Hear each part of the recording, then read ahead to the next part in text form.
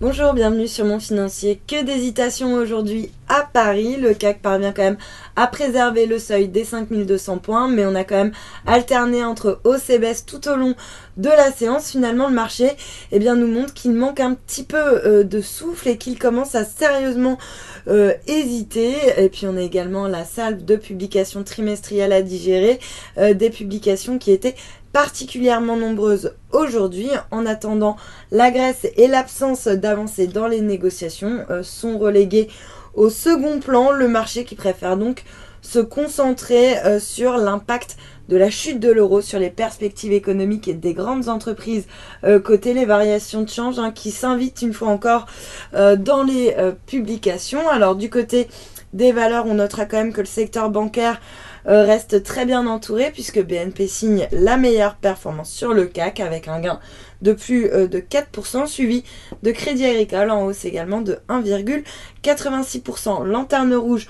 en revanche, Kering qui cède 4,3%, le titre qui a ouvert en très forte baisse, plombé par des résultats largement inférieurs aux attentes. C'est la division de Gucci qui a énormément déçu les marchés puisque Gucci, qui représente à peu près le tiers des ventes de Kering, a accusé une baisse de ses ventes de l'ordre de 8%, donc une mauvaise nouvelle pour la marque Gucci, pour Kering bien sûr, et puis pour l'ensemble du secteur du luxe. En témoigne LVMH qui recule dans le sillage donc de Kering avec donc moins 2% à 160,70 € sur le SBF 120.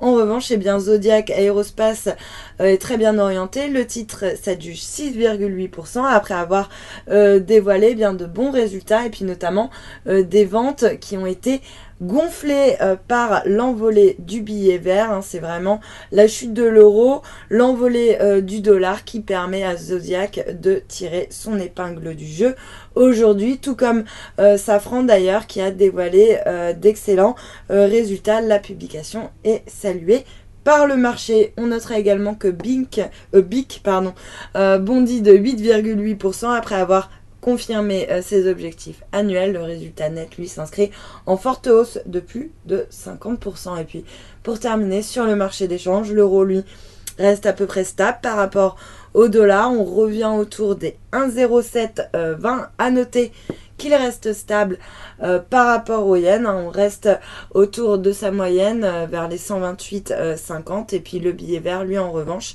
il grappille 0,16% par rapport à la devise japonaise. On est à quelques encablures du seuil des 120 yens. Voilà pour le point marché. Restez avec nous. Très bonne soirée, à demain.